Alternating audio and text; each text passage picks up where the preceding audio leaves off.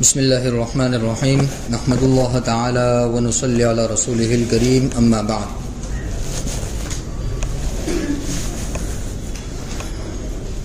الحمدللہ آج کی تراویح میں 16واں پارہ مکمل ہوا اور 17واں پارہ پڑھا گیا. سورہ مریم، سورہ طٰہٰ مکمل ہوئے، یہ دو سورت، اور سورہ انبیاء شروع ہوئی. اور گزشتہ جو ہماری تفسیر چل رہی ہے وہ حضرت یوسف علیہ السلام کے واقعے سے متعلق چل رہی ہے کہ جب حضرت یوسف علیہ السلام کو زلیخا نے بہکایا، جس کی وجہ سے عزیز مصر کے سامنے زلیخا کو رسوا ہونا پڑا، اور یہ بات پھیلتے پھیلتے پورے شہر مصر میں پھیل گئی، تو مصر کی عورتوں نے زلیخا کے بارے میں باتیں ملائی، جس کی وجہ سے ان تمام عورتوں کو زلیخا نے اپنے محل میں بلایا اور ان کے سامنے حضرت یوسف علیہ السلام کو گزرنے کو کہا. تو وہ لوگ بھی حضرت یوسف علیہ السلام کی خوبصورتی کو دیکھ کر دنگ رہ گئی اور انہوں نے اپنے ہاتھ کاٹ دیے. حضرت یوسف علیہ السلام کو وہ لوگ اپنی طرف بلانے لگی. حضرت یوسف علیہ السلام نے منع کیا تو دھمکی دی کہ اگر تو نہیں مانے گا تو ہم تجھے قید خانے میں ڈال دیں گے. تو حضرت یوسف علیہ السلام نے فرمایا کہ قید خانہ مجھے پسند ہے اس بات سے جس کی طرف کہ یہ مستورات بلا رہی ہے، یعنی زنا کی طرف. تو بہرحال عزیز مصر نے یہی مناسب سمجھا کہ حضرت یوسف علیہ السلام کو قید خانے میں ڈال دیا جائے. تو حضرت یوسف علیہ السلام کو قید خانے میں ڈال دیا گیا. اب قید خانے میں جانے کے بعد جیسے حضرت یوسف علیہ السلام قید خانے میں گئے ہیں تو ساتھ ہی دو نوجوان بھی قید خانے میں آئے. اللہ پاک فرماتے وَدَخَلَ مَعَهُ السِّجْنَ فَتَيَانِ. حضرت یوسف علیہ السلام کے ساتھ قید خانے میں آنے والے دو نوجوان اور تھے.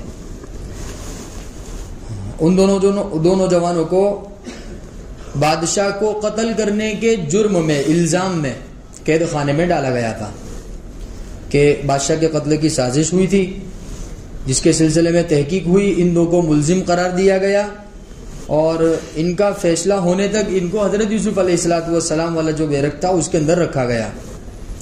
تو حضرت یوسف علیہ السلام قید خانے میں جانے کے بعد چونکہ اللہ رب العزت کی جانب سے حکمت اور علم تو عطا کر دیا گیا تھا، تو اب لوگوں کے درمیان وہ تبلیغ کرنے لگے، سمجھانے لگے، کیونکہ وہ زمانہ غیر اللہ کی عبادت کا تھا. لوگ مصر کے اندر اللہ رب العزت کے غیر کی پوجا کیا کرتے تھے، عبادت کیا کرتے تھے. تو حضرت یوسف علیہ السلام نے اپنی تبلیغ کا سلسلہ شروع کیا اور لوگوں کو سمجھاتے رہے. تو یہ دو نوجوان تھے، دونوں ایک خواب دیکھا دونوں نے. اس میں سے ایک نوجوان نے یہ خواب دیکھا کہ وہ حضرت یوسف علیہ السلام کے سامنے خواب بیان کر رہے ہیں. احدہما انی ارانی اعصر خمرا، کہ میں خواب میں دیکھ رہا ہوں کہ شراب نچوڑ رہا ہوں. اور دوسرے نے خواب یہ دیکھا کہ انی ارانی احمل فوق رأسی خبزا تأکل الطیر منہ، کہ میں نے خواب میں دیکھا کہ میرے سر پر ایک ٹوکرا ہے اور ٹوکرے میں کچھ روٹیاں رکھی ہوئی ہے جس میں سے پرندے کھا رہے ہیں. تو نبئنا بتأویلہ، یہ ہمارے دو خواب ہیں، ان خوابوں کے بارے میں آپ ہمیں کچھ بتلائیے، اس کی تعبیر بتلائیے. انا نراک من المحسنین، یقیناً ہم آپ کو بہت اچھا سمجھتے ہیں. کیونکہ حضرت یوسف علیہ السلام نے لوگوں کو دین کی دعوت دی، تبلیغ کی، اللہ رب العزت کے سامنے لوگوں کو بلایا. تو جیل خانے کے اندر حضرت یوسف علیہ السلام کی ایک حیثیت بن گئی تھی. لوگ حضرت یوسف علیہ السلام کو یعنی اللہ والا سمجھنے لگے تھے کہ بھئی واقعی طور پر یہ بہت اچھے ہیں. تو وہ اس امید سے کہ بھئی یہ ہمارے خواب کی تعبیر بتائیں گے حضرت یوسف علیہ السلام کے پاس آئے. اور پہلے یہ بات گزر چکی حضرت یوسف علیہ السلام کو اور اسی طرح ان کے والد کو حضرت یعقوب علیہ السلام کو اللہ تعالیٰ نے خواب کی تعبیر کا علم عطا فرمایا تھا. اور ایسے ہی ان کے والد حضرت اسحاق کو اور پھر حضرت اسحاق کے والد حضرت ابراہیم کو. حضرت ابراہیم علیہ السلام کی زندگی میں بھی خواب کی بڑی اہمیت اور بڑا ایک حصہ ہے. انہوں نے بھی ایک خواب دیکھا تھا جس میں انہوں نے حضرت اسماعیل علیہ السلام کو کہ وہ ذبح کر رہے تھے، جس کے صدقے دفعل میں اللہ رب العزت نے امت محمدیہ کو کہ یہ عید الاضحیٰ قربانی عطا فرمائی. تو بہرحال یہ جو سلسلہ ہے اس میں خواب کی بڑی اہمیت ہے. تو حضرت یوسف علیہ السلام کو اللہ تعالیٰ نے خواب کا علم عطا فرمایا تھا.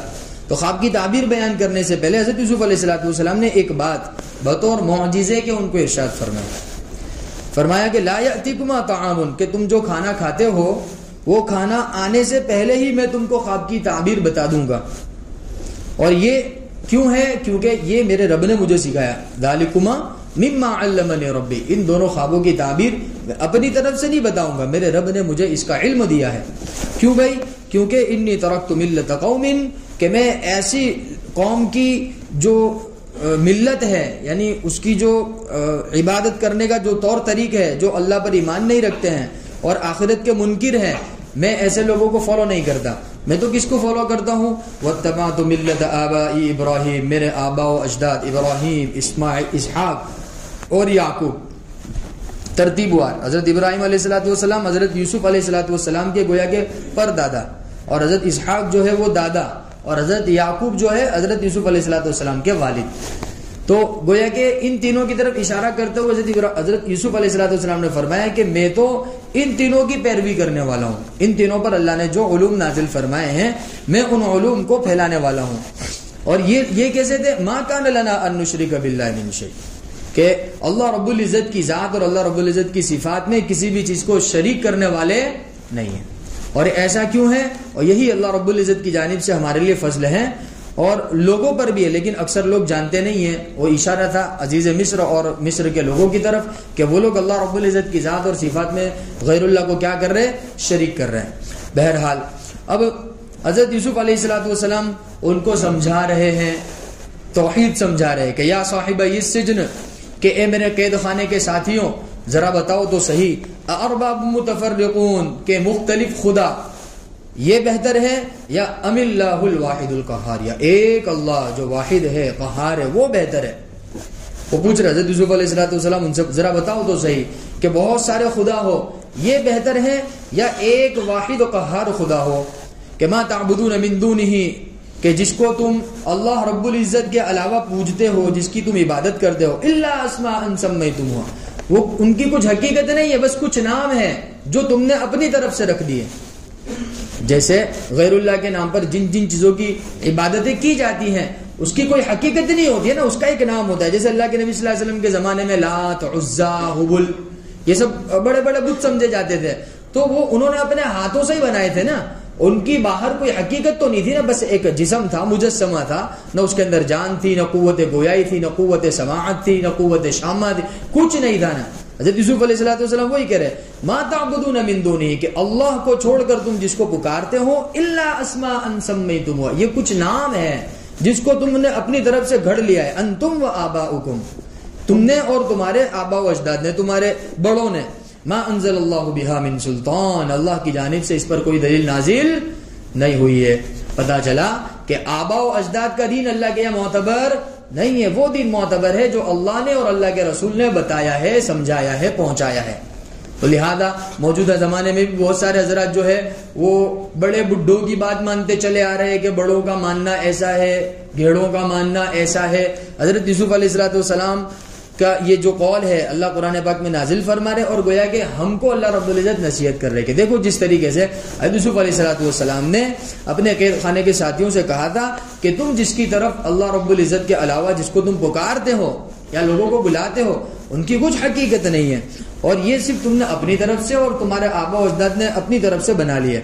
ما انزل اللہ بہا من سلطان، اللہ کی جانب سے اس کی کوئی حقیقت، کوئی دلیل نازل نہیں. ان الحکم الا للہ، حقیقت تو صرف اللہ کی ہے. امر اللہ تعبدوا الا، اللہ نے یہ حکم دیا ہے کہ صرف کس کی عبادت کی جاوے؟ اللہ ہی کی عبادت کی جاوے. لا ذالک الدین القیم، اور یہی راستہ سب سے بہترین راستہ ہے. ولکن اکثر الناس لا یعلمون، لیکن اکثر لوگ جانتے نہیں. یعنی کون لوگ نہیں جانتے؟ جو اللہ رب العزت کی ذات میں اور اللہ رب العزت کی صفات میں شرک کرتے ہیں. اللہ رب العزت کو بالکل پسند نہیں.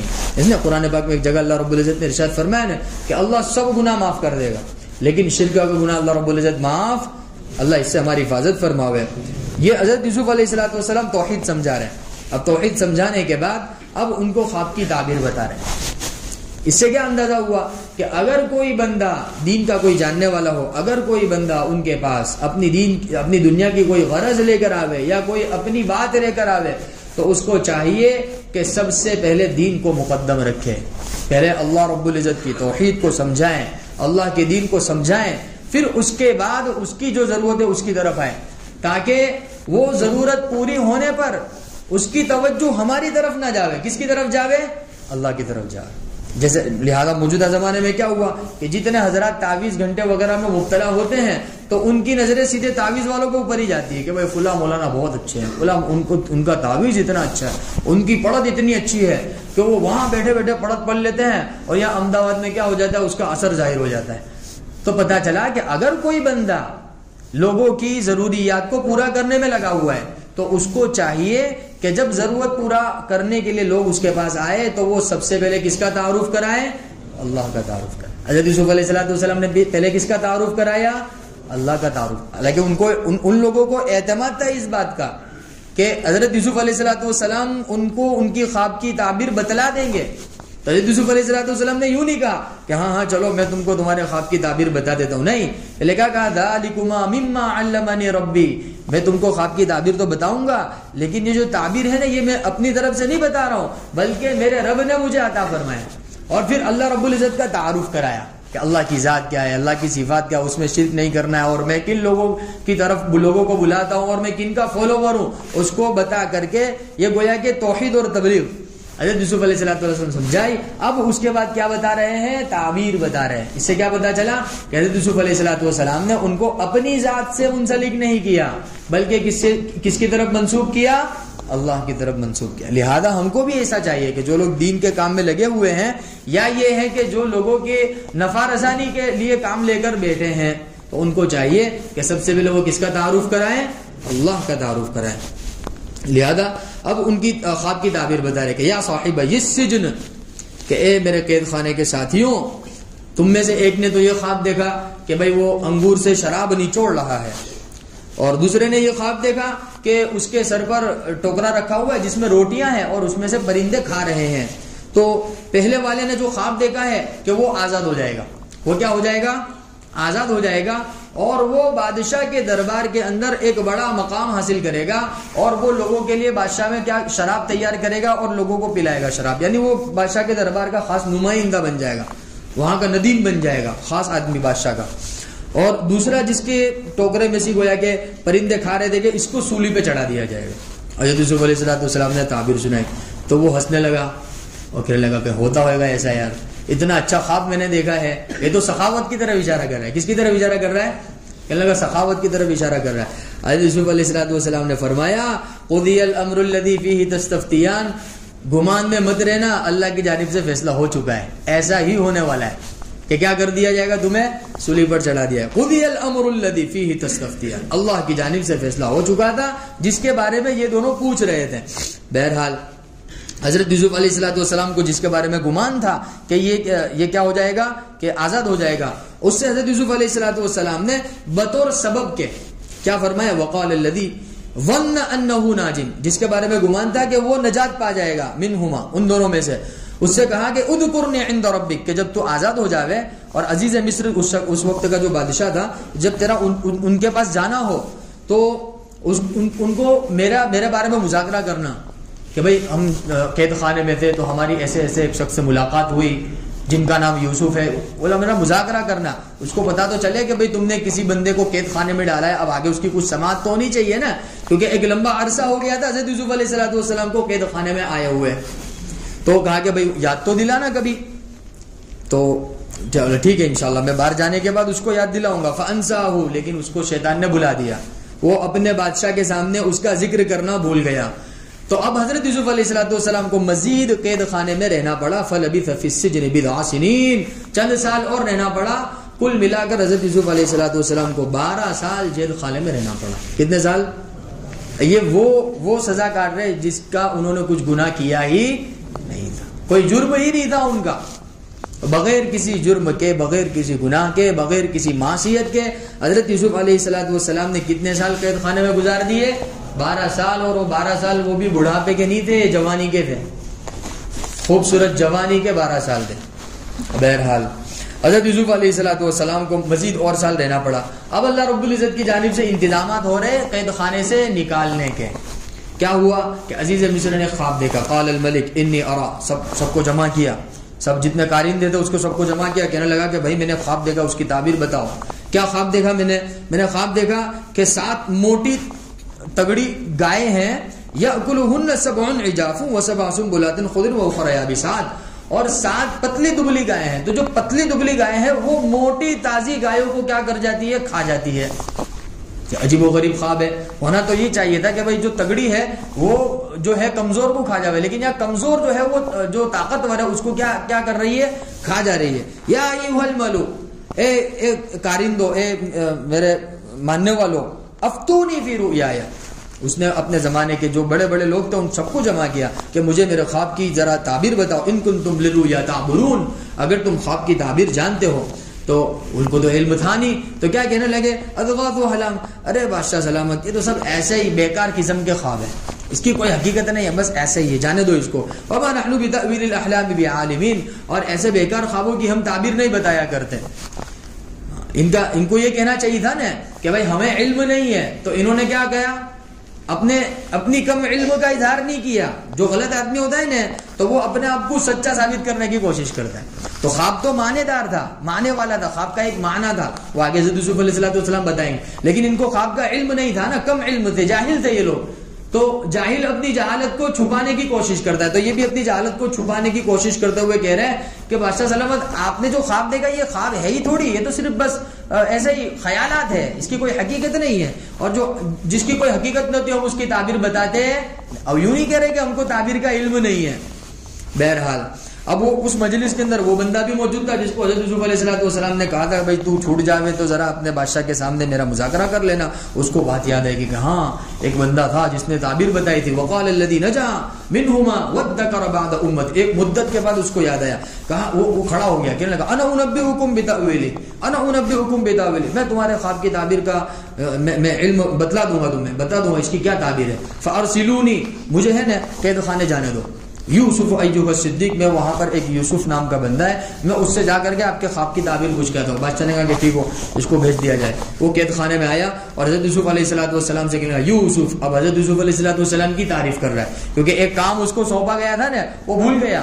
اب اتنے دنوں کے بعد آیا تو اب وہ کیا کر رہا ہے؟ تعریف کر رہا ہے. یوسف ایھا الصدیق، اے سچے یوسف، یوسف ایھا الصدیق، افتنا فی 7 بقرہ. ایک خواب کی تعبیر ذرا ہم کو بتا دیجئے. کیا خواب دیکھا؟ وہی کہ 7 کمزور گائے ہیں، وہ موٹی تازی گائے کو کیا کر جاتی ہے؟ کھا جاتی ہے. لعلی ارجع الی الناس لعلهم يعلمون، آپ مجھے خواب کی تعبیر بتا تاکہ میں لوگوں کے سامنے جا کر اس کو بیان کر دوں. بادشاہ نے خواب دیکھا ہے، پریشان ہے. تو حضرت یوسف علیہ السلام نے تعبیر بعد میں بتائی، وہ تعبیر کی تدبیر پہلے بتائی. یہ حضرت یوسف علیہ السلام کی حکمت تھی، عقل مندی تھی. اللہ نے تعبیر رویا اس کا علم عطا فرمایا تھا. تو پہلے تدبیر بتا رہے، تعبیر بعد میں بتا رہے، پہلے تدبیر بتا رہے کہ جو خواب کی تعبیر ہے اس کی تدبیر دراصل یہ ہے کہ قال تزرعون 7 سنین دأبا، کہ جب تم کھیتی باڑی جب تمہاری ہو جاوے اور جب تم اس میں سے غلے کو کاٹنے لگو تو جتنا تم کو ضرورت ہو اتنا ہی تم لینا اس میں سے، اور جو ضرورت سے زیادہ ہو اس کو بالیوں کے اندر ہی چھوڑ دینا. یعنی جو بھی تمہارا اناج اگے، گیہوں اگے، چاول اگے، اس زمانے میں جو بھی کھیتی ہو رہی ہوگی، حضرت یوسف علیہ السلام فرمایا مما تاکلون، جتنا تم کھا سکتے ہو اتنا ہی توڑنا، اتنا ہی لینا، باقی اس کے اندر فذروه فی سنبلہ، اس کی بالیوں کے اندر چھوڑ دینا. پھر کیا ہوگا کہ ثم یأتی من بعد ذلک 7، یہ پہلے 7 سال اس طرح گزریں گے، پھر اس کے بعد دوسرے 7 سال آئیں گے، اس کے اندر وہ سخت ہو گئے. پہلے 7 سال میں خوب کھیتی باڑی ہوگی اور دوسرے 7 سال میں کھیتی باڑی کم ہو جائے گی. تو جو بادشاہ نے تعبیر دیکھی تھی وہ جو موٹی تازی گائیں تھی وہ پہلے 7 سال تھے جس میں خوب کھیتی باڑی ہوگی، اور جو پتلی دبلی گائیں تھی وہ بعد میں 7 سال ہوں گے ایسے جس میں بالکل کھیتی نہیں ہوگی. تو اب کیا ہوگا کہ اس وقت گلے کی ضرورت پڑے گی، تو وہ جو پہلے 7 سال کے اندر جو بچایا ہوگا وہ کب کام آ جائے گا؟